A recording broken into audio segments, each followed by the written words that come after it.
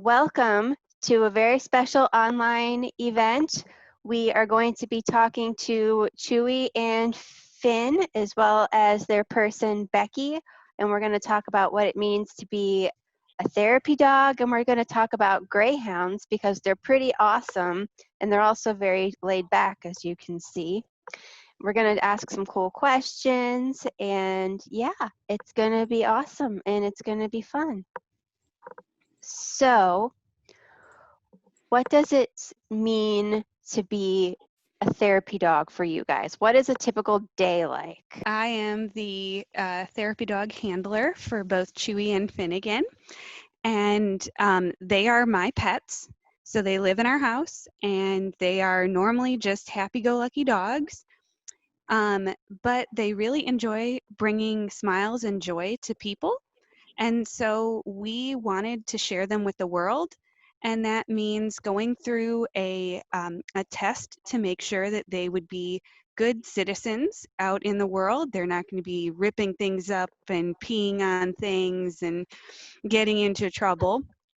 And once they pass that test, they can go visit certain places. So they're not service animals. They can't like go on a plane or go into the grocery store, but they can go to places where they're invited. And they are often invited to libraries to read with kids or to nursing homes and hospitals and other environments where they can just come in and get petted and spread a little bit of joy in people's lives. That's awesome. And you have been to Haymarket Gainesville, Bull Run, Central, and have you come to Nokesville too? Yeah, we've done a couple at Nokesville. They have a very small. It is the little Mm-hmm. neighborhood library. They have a very small library, and when their regular therapy dog team is on vacation, we have substituted there as well. That's cool. Very cool. So how long does it take to do the therapy dog training? So you do the training with your dogs. Some dogs are faster at learning than others, but you have to have the dog for at least 6 months, and they have to be a year old. Chewy, we were able to make him a therapy dog at the 6 month mark because he was ready for it. And Finnegan, we waited about 2 years since we've had him because we needed to build up some more of his skills and teach him how to behave in public. So, but both are really great dogs now. They love going places. They especially love visiting nursing homes and because they can meet all sorts of new people. They can meet 10, 20 new people in one visit. And Finnegan now walks into or pokes his head into every single open door because he Oh. expects that there's people in all of those doors to pet him. That's so cute.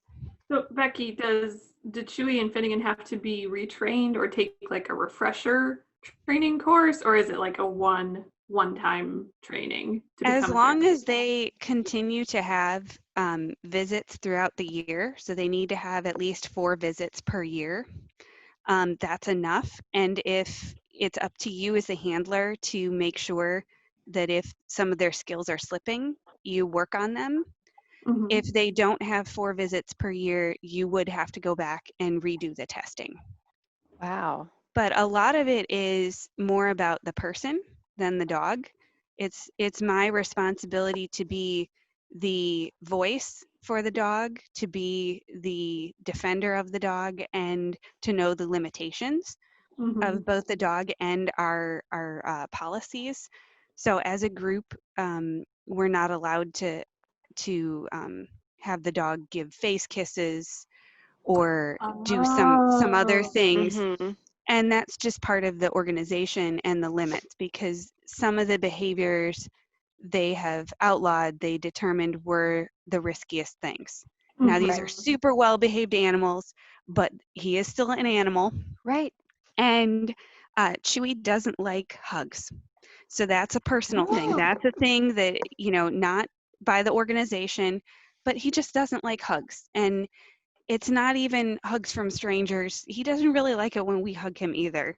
But we certainly don't want him to, get upset if a child were to come up and just hug him, Right. and have some sort of a problem there. And he doesn't know them.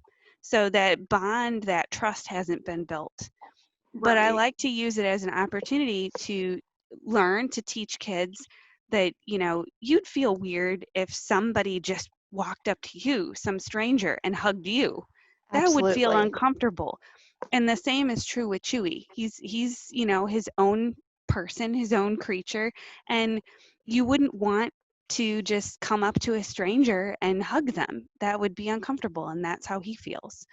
So Finnegan, he likes hugs more, but he is a little skittish of other things, and so he doesn't quite have the attention span to sit and read in the library environment, but he definitely likes to be read to virtually when he can sit on his bed and kind of nap as he's being read to. So that works for him. So it's my job to know the limitations of my own dogs Hmm. and to be their voice, because they can't talk and they can't tell you what they do and do not like. Gotcha. So Wait, Chewie has always been a story time guy, but Finn he's not as much of a story time boy from what you've told us. Is that, or am I mixing, or am I You've got it imagining? right. You've got Okay. it right. Chewy could do this in the library all afternoon. He would come in, and if you put out the blanket, he'll lay down and just listen to one story after another. Finnegan is very curious.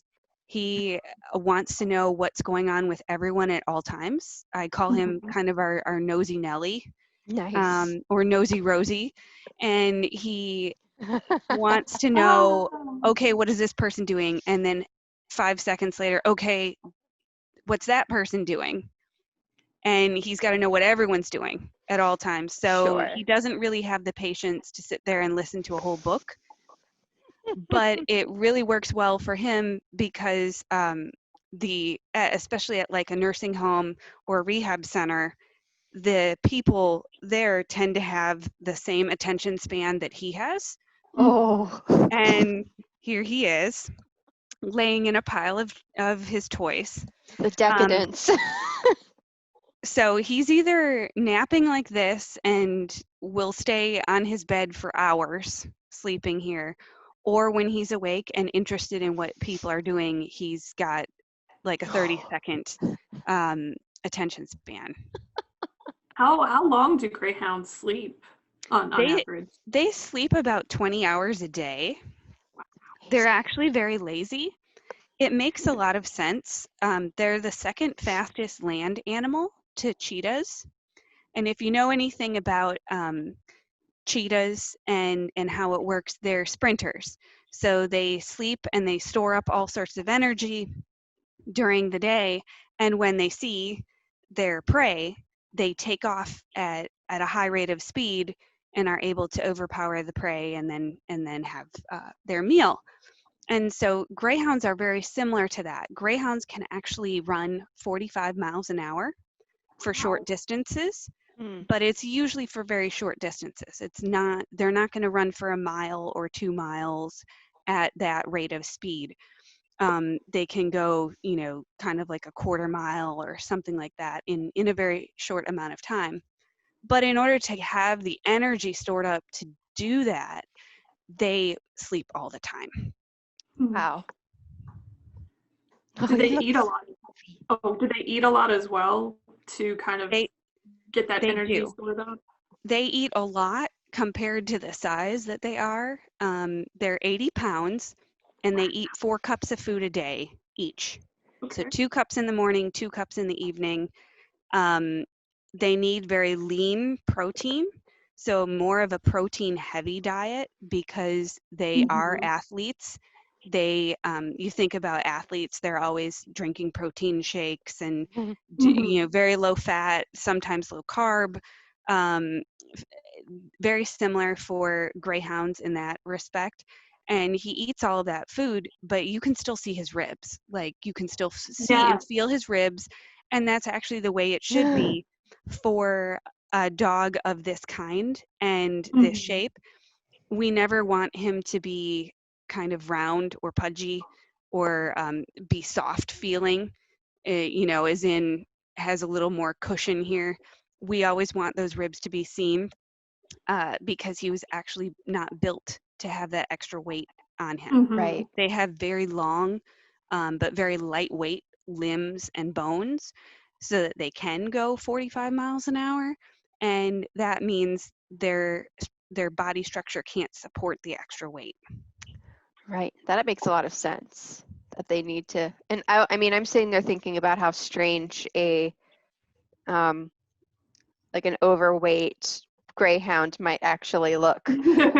Like, but it's kind of like almost like the Blueberry Girl or something. Yes. And really, He's burying his head now in his pile of toys.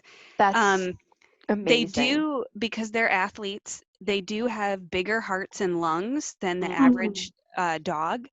And some of their blood values are different. Their metabolism is different because of that. And that's also a reason why they have to eat very lean diets and not put on that Mhm. extra weight, because the extra Right. weight can start to damage some of their organs. You see, they live a very stressful life. Yes. Yes. What is Lot. their favorite, person food if they're allowed to eat any? Like, They love meat, cheese, like shredded cheese. I shouldn't have said that word. Did you see the ear oh, pop up? Um, peanut butter, egg, which is actually really good for them. Then that's good for their coat and their skin. And a very special treat for important things like getting their nails done or their teeth brushed or things that aren't pleasant is hot dogs. Oh They yeah. can have little oh, chopped up pieces of hot dogs. oh. And they're both retired racers. Is that correct? Correct. So both Finny and Chewie are retired racers. They grow up on a farm. I'll come back over to Chewie, give him some airtime. They grew up on a farm out in the Midwest, and at about a year old, they go off to schooling. So they learn how to run around a track and chase a bunny, and then they go to different tracks from there. And Chewie's father was a champion, and so they had very high hopes for him. And he was actually the best running dog of his litter. So he won quite a few races. Both Chewie and Finnegan ran about 120 races in about a 2-year career. Wow. And they've each won about 20 races apiece. So they were winning dogs, and passionate about running. Animals won't do things that they don't want to do. And so you can't force a dog to run. You can't, make them do anything that they don't want to do like that. Trust me, we try to make them do little things like, hey, sit. And if they don't want to sit, they're not going to sit. But yeah, so they both really enjoy running still. But at about the age of 3.5 to 4, they start slowing down compared to the dogs that are a year and a half. So even if they were a champion at some point and really fast, they start to slow down and they just can't keep up with the younger dogs. And at that point, they retire and are put up for adoption with adoption groups. And there are over 300 Greyhound adoption groups in the US currently. There's probably going to be less in the coming years because they've actually stopped racing in Florida. Mhm. And so by wow. the end of the year, the majority of the tracks will close and the dogs will be adopted out, and there won't be new dogs being born and raced in the future. So Which is good. they're going to become even more rare than they are today. Wow. Wow. Can I ask, for racer dogs, why is it that their owners don't keep them after they retire? Why are the dogs then moved to adoption agencies or rescue agencies? So If you, some owners do keep their dogs after they're done racing that may only own a handful of dogs at a time, like 5 dogs. But most of the owners are big racing groups that may have yeah, 100 dogs Mhm. per year that are being born and raised for this. And so they've got a really nice network though of the racing owners, know things about the dogs and can convey that to the adoption groups so they can fit the dog to the right family. that's good. We asked for certain things. We didn't want a crazy hyper dog. We didn't want a very young dog. We wanted calm, friendly, would do well because we work all day, would do well home alone, different criteria. And they can actually search through all the dogs that are available and say, okay, here's a profile of a dog that we think is a good fit. And so you can be matched better with the personality of the dog, and then hopefully it's more successful. That's really good. And they are a breed, they come in a lot of different colors. Don't I was gonna say, yeah. So that's kind of awesome too. Like I don't think I've seen one or like two that look completely alike. Like both Chewie and Finn have the brindle, but even their brindle is different. And then they both have different ears. Yeah. Yeah. They come in, I think, 18 different colors, but there's even more variations beyond that. So he's got a Mhm. birth certificate that states his name, his official name is Moon Mountain Choo Choo. Wow. And he was from the Moon Mountain Kennels, and Choo Choo was his name that he was called, and we call him Chewie for short. Um, they document the overall color, the gender, and then even details as far as like their toes, what color the toes are, what color all the different parts of the dog is, so that they have a record. And then they get tattoos in their ears that are Oh, unique tattoos. One tattoo is the same for all dogs in the litter, and then the other tattoo is unique to just him. And so that code can be identified. It's like having a microchip. And Mhm. actually, our vet told us that before microchips existed, that was the practice that you would use for just general dogs, to track your dog. Instead of having a microchip, you could have a tattoo placed on their stomach to identify who the owner was. So they do this at a very young age. It doesn't hurt. And it's for all of the dogs. You can look up these numbers on a database, and you can identify him and find out his race records, his birthday, his Wow. genealogy, which we have records that go back to the 1700s in Europe as Wow. to his lineage. So Wow. they are related distantly. So Chewie's great grandfather is Finnegan's grandfather. And it was a dog that had many, many puppies, obviously.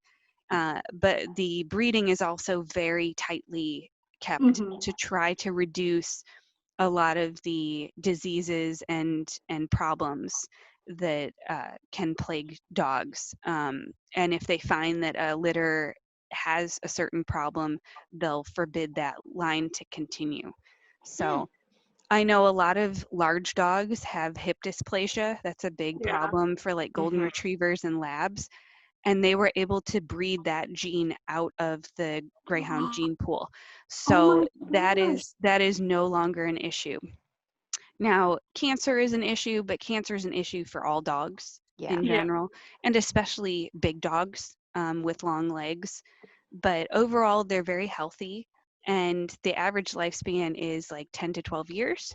So that's Okay. pretty good for a big dog as well, typically. So they're very healthy, and they're very happy, as you can see.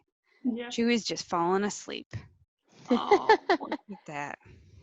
Yeah, you wouldn't think because you see them, you associate them with running and Mhm. activity that they're pretty mellow. Oh, oh. But this is kind of they're very chilled out energy. I mean, they're not nearly as spastic as like a lab can be. Do they still get that burst of energy every so often where they just have to like run, For like just sprint? 5 to 10 minutes, they get a burst of energy, and they may even just run in circles, Oh. or play with the favorite toy. So, like Chewie's favorite toy is the ball, though Mm. I don't think we'll be able to really get his attention right now. I think he's in nap mode.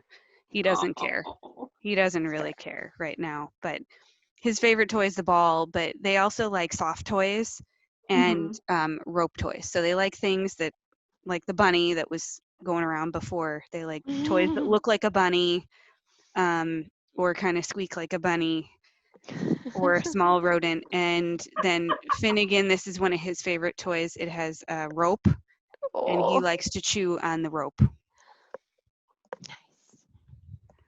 Are female greyhounds typically the same size as male, and do they run any faster, any slower, or is it all like pretty standard across the breed? So females and males do run together, and they are competitive. It's not necessarily the size, it's the heart. People say that, like the desire to run that makes the difference. There are champion dogs that are Mhm. females, there are champion dogs that are males. Um, they are typically smaller, about 2/3 the size. So they weigh Oh. 50 to 60 pounds. Oh wow. Males are, these are typical about 80-pound males, but anywhere from 70 to 100 pounds. And there's some that are even much taller than our dogs. Um, the males are about 32 inches tall at the shoulder. So they're about the height of your table if you have a regular sized table. Or no, our boys are pretty good. They don't Good. get into all of that. Here he is Oh. sitting up for once. They heard a noise somewhere that interested them. Finnegan, you want to come over? Lay down. And Chewie can read, but he might not feel like reading today. They are just definitely distracted right now, but they did learn to read. Our dogs went from the track to a prison training program down in Florida. Inmate trainers work with the dogs, and the dogs work with the trainers. It's kind of a symbiotic relationship where learning to train dogs is a skill that they can use when they get out of prison to hopefully get a job, and then not come back to prison. And the dogs get the benefit of learning all their basic commands. And so they actually learned how to read.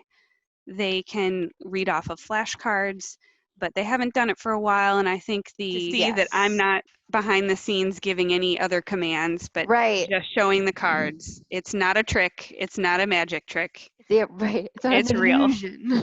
Yeah, it's not an illusion. Oh. And that means he's happy, the little chitter thingy, right? Yeah, so that's a Chatter. thing unique to greyhounds. They sometimes chatter. They move their lips real fast and quiver, and that's usually when they're happy or excited. So if you bring out a treat, that'll induce that. And some dogs do it more than others. So Mhm. Chewie does it all the time. He's excited to go places. He's chattering. He's coming to the library. He's chattering. He's at home waiting for Mhm. a treat. He's chattering. Finnegan, it has to be something really big and exciting. But he's a little less expressive in general. Chewie kind of shows you his emotions. Oh. Finnegan shows them through his ears going back and forth, but otherwise quieter. Oh, look at him. Gosh. So they are both brindle, but as you pointed out, they have a lot of differences in how their coats look. Mm-hmm. And beyond the 18 different colors that they can come in, they can come in white, all black, black and white that we call like a tuxedo, because the white patch tends to look like they're wearing a tuxedo. They have cow dogs that are black and white spotted, Oh. fawn, red, then brindling like he has. And then on top of that, so Chewie has kind of this, they call it a mask. His nose is black and his ears are tipped black. Mm-hmm. And they call that a mask situation versus if you look at Finnegan's face, he just has the brown brindling Oh, all yeah. across his face. Mm-hmm. So that's what makes them very unique looking as well. And each one has different striping, kind of Mm-hmm. looks like tiger stripes at times. So Yeah, I saw your guys' Tiger King dress up. That was really cute. yes, they participated. Our neighborhood had a stuffed animal parade, and so I decided to do a Tiger King themed one Oh my and goodness. added in a live tiger show and brought the dogs out at the top of the hour every hour so that they could be demonstrated as the live tigers. It was so cute. Oh. Of course. You mentioned earlier that they've noticed like the lack of going to different places to do therapy training. Have you noticed any kind of impact in their just demeanor at all with during the pandemic? I think they were initially sad or upset that we weren't going to events on Saturdays because typically we'd either do reading events or visit nursing homes on the weekends. But I think they've adjusted to the fact that we're not doing that and compensated with the fact that we're home all the time. And they certainly like that. They like that they get a afternoon walk and that we're home all the time to pay more attention to them and to give them a midday snack and those kinds of things. But you can tell they're very much creatures of habit and they pick up on all sorts of subtle cues that is super intelligent that you wouldn't realize that dogs could pick up on. Just like I was mentioning before this got started, we have a uniform as part of the Therapy Dog Association, and I wear a shirt that has Chewie and Finnegan written on it. And they knew as soon as I put on this shirt that we were doing something, going somewhere, something was up today, and they were expecting the next cue, Oh. which would be, you know, getting out the leashes and getting in a car and going somewhere. And Aw. they were watching me waiting for this, and it didn't come. What came was a computer in front of them, which they weren't Oh. expecting. But Oh, the ears.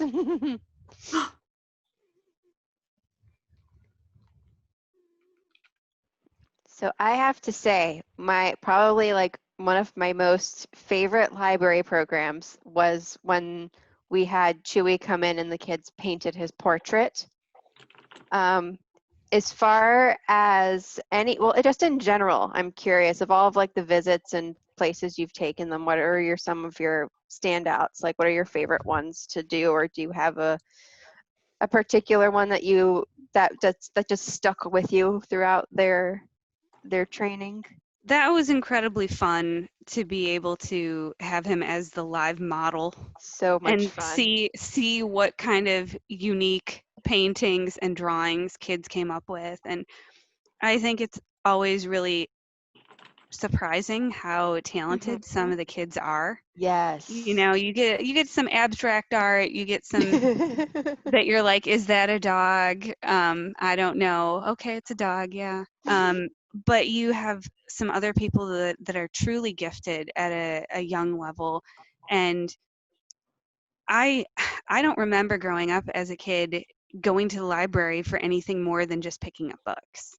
and an occasional story time. And I think what the Prince William County libraries are able to do and bring in to broaden people's views of Mhm. things, to really bring out some of those talents, I think is really awesome, and it's a great resource. And I'm glad that you guys exist. I'm glad that we have those Aw. kind of resources for people of all different backgrounds. You don't need to have a lot of money or resources to be able to take advantage of this. It's all mostly free. I mean, Yeah. everything that's there, it's education, and Yeah.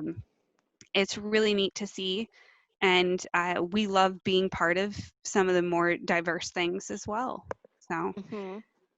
from a nursing home standpoint, one of the very first visits we did with Finnegan to get him trained, there was a lady who was in like a little wheelchair, and she was at a far distance from Finnegan, and she really didn't want to get near him. And we asked, "Hey, would you like to pet a dog?" No, Oh. I'm. Oh my goodness. Oh, She well, said, "No, I'm scared of dogs."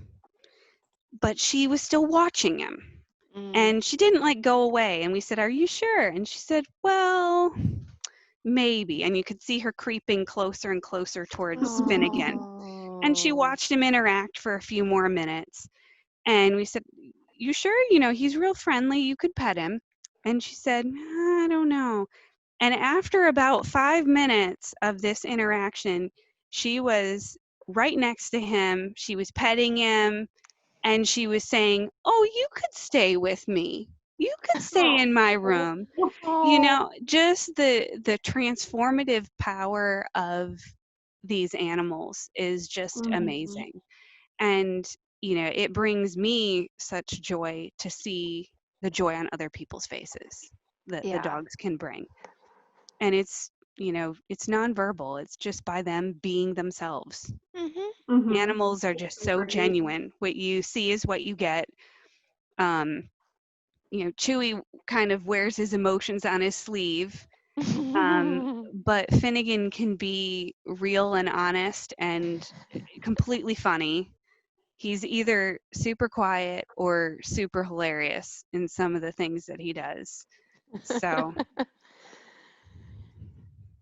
They're Yeah, like, I've seen that too a lot with kids. They either are afraid of dogs, and then I try to tell them, no, these dogs are friendly, and then they're very, very shy, and then they warm up slowly. And that transformation that you talked about is just incredible to look at. And just, as you said, the dog being there and listening and just, being themselves and letting kids read is very powerful. We definitely miss the in-person aspect for sure.